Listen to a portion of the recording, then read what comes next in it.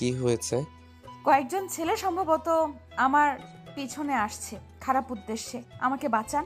পেছনে তাকিয়ে দেখি আসলেই কয়েকটা ছেলে দূর থেকে দৌড়ে আসছে। বাঁচার একটাই উপায়, কি? দৌড়। নীলাকে নিয়ে দৌড়াতে শুরু করলাম। অনেক দূর যাওয়ার পর হঠাৎ নীলা পড়ে যায়। আরে, কি হলো? আমার পা মনে হ্যাঁ, পা কি? হয় মচকে গেছে। হাই হাই, কি বলো? এখন বাকিটা পথ যাব কি করে?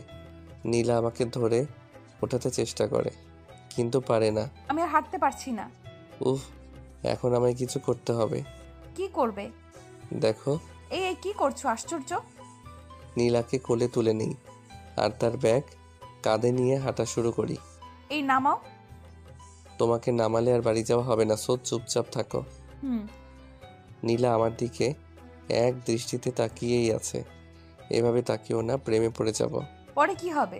আমার কিন্তু অভ্যাস ভালো না, তোমায় পটিয়ে নেব, পরে আমাকে নিয়ে পালাবে বিয়ের জন্য। আসছে পটাতে। আমাকে কেউ কখনো পটাতে পারবে না। আচ্ছা, তাহলে পটানো শুরু করি। হুম, করো দেখি। প্রথমত, আমি তোমার কাছে অন্য সবার থেকে আলাদা। এই যে এতগুলো মানুষ থাকতে তুমি জাস্ট আমায় বিশ্বাস করছো, আমার সাথে একা পথে বেরিয়েছো, আমার সাথে এই রাতে হাঁটছিলা। আমি কিন্তু তোমার কোনো ক্ষতিও করতে পারতাম, কিন্তু তুমি আমাকে বিশ্বাস করছো। এতেই?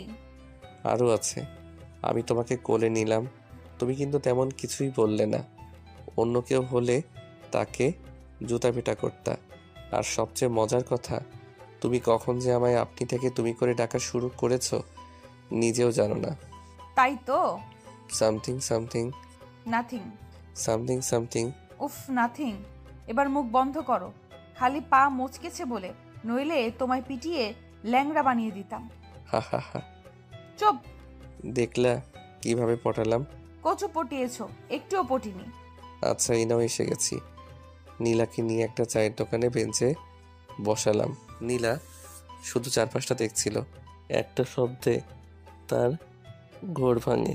নীলা তাকিয়ে দেখে আমি চা হাতে নিয়ে দাঁড়িয়ে। চা? থ্যাঙ্কস, লাগবে না। আমি জিজ্ঞেস করিনি খাবে নাকি, নিতে বলছি। জোর করা হচ্ছে? ধরো তাই।